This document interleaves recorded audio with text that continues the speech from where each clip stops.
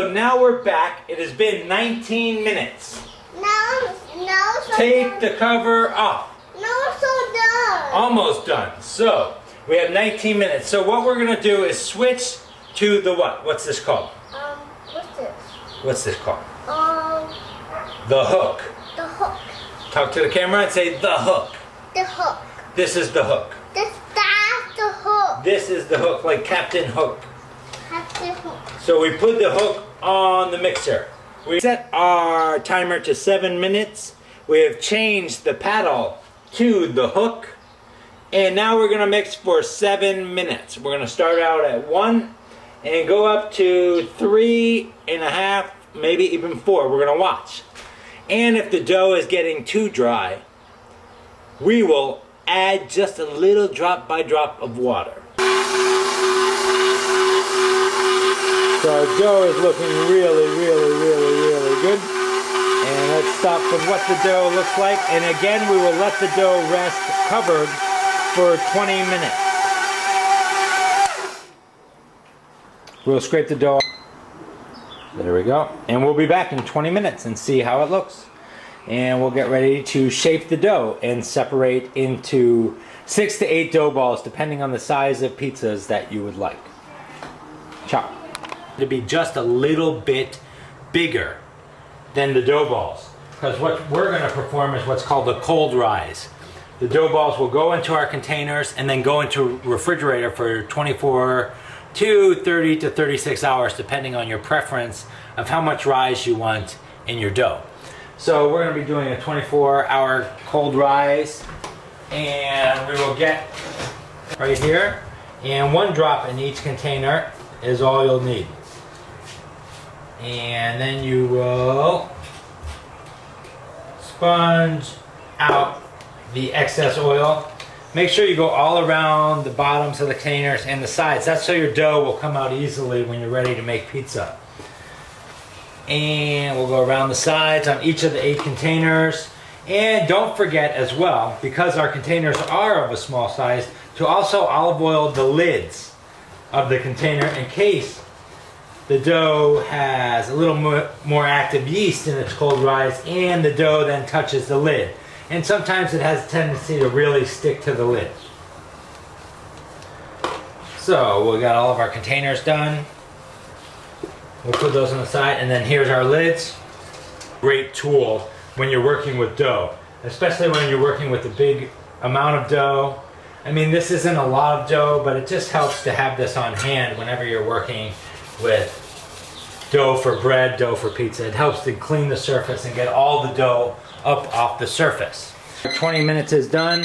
Let's stop that and we'll take a look at our dough. Beautiful. So that is after the second waiting time of 20 minutes. So 2 minutes. And we will flour our surface as well. As you can see, our starter has been sitting now for close to 50 minutes, which is actually perfect time to sit out after you charge it. You want it like half an hour to an hour to sit out and really get that yeast activated with the new flour and water.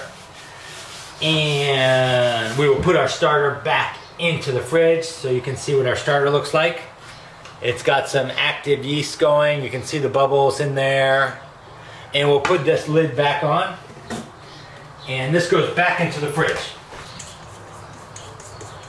And that's where the rubber spatula really comes in handy.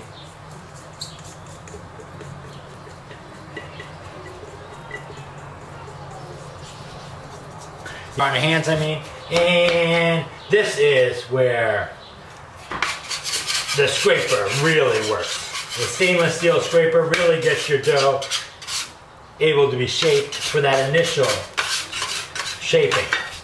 So what I like to do is get some flour on the dough all over it. Get all the dough so it's off of the working surface. Comes off nice and easy. And we will start by wrapping the dough underneath itself. So this kind of action where it wraps underneath it. Scale at 0. And put the dough on our scale. And what we have is 3 pounds, 10 ounces. And here's how Let's see, Paolo. Okay, here's Paolo. Paolo, look here. Paolo, what are we doing? Are we making pizza dough? Yeah, do you see it? What's that? Who is that? Who is that? Yeah, that's Paolo, look. And that's where the scraper comes in really handy as well. There we go. Get a little flour on that edge that you just cut in half. That way it doesn't stick, and we'll weigh that one. Okay, and Paolo's not really ready to make pizza dough yet, but he's a really good pizza eater. Yeah, and then this first one that we weighed is 4, so we know we need each of them to be a ½ pound. So let's cut it and weigh each one. So we got this one at ½ pound. Beautiful.